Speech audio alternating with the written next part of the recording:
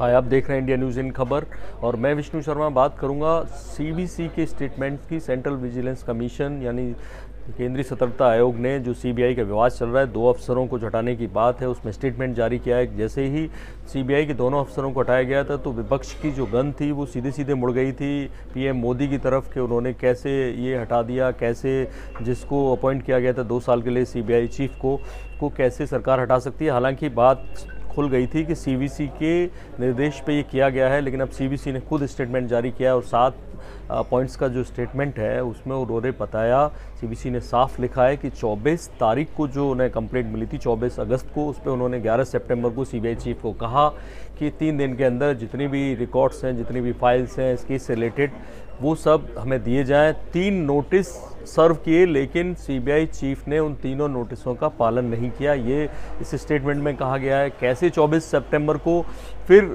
CBI chief ने उन्हें assure किया कि 3 हफ्ते में सारी फाइल्स पहुंचा दी जाएंगी, जो कि नहीं हुआ। उसमें एक पॉइंट में ये भी लिखा है कि कैसे जो सीबीआई चीफ आलोक वर्मा को सीवीसी ने ऑब्जर्व किया, वो लगातार उनके निर्देशों को, उनकी बातों को टाल रहे हैं, इधर उधर कर रहे हैं और इसको उन्होंने सीरियस वजह माना। जो फैसला लिया गया उसके पीछे पहली ही लाइन में जो बात कही गई है वो ये कही गई, जो विवाद हो रहा है राकेश अस्थाना और आलोक वर्मा के बीच में, उसके चलते देश की इतनी प्रतिष्ठित जांच एजेंसी की जो साख है वो ज़बरदस्त तौर पे लोगों की नज़रों में गिरी है और इसलिए उसकी साख बचाने के लिए नियमों के तहत ये फैसला लिया गया। उन्होंने उस एक्ट का हवाला दिया है जिसके तहत सीवीसी की जिम्मेदारी बनती है कि वो उसमें एक्शन ले, और इसके लिए उन्होंने एक्शन के लिए केंद्र सरकार को लिखा और ये भी बताया है, उसमें उस एक्ट का हवाला किया है कि केंद्र सरकार किस नियम के तहत इस पर एक्शन ले सकती है। इसके अलावा वो नाम भी सीवीसी की तरफ से दिया गया है। इस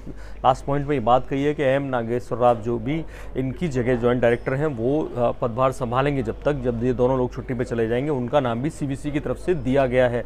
अब मैं आपको बता दूं कि इसको हटाने के पीछे ऑलरेडी आलोक वर्मा जो सीबीआई चीफ हैं वो सुप्रीम कोर्ट चले गए हैं। फ्राइडे को सुनवाई होगी। इस संबंध में जो भी आगे खबर आती है आपको बताते रहेंगे। देखते रहिए इंडिया न्यूज़, सब्सक्राइब करें इन खबर। थैंक यू, नमस्कार।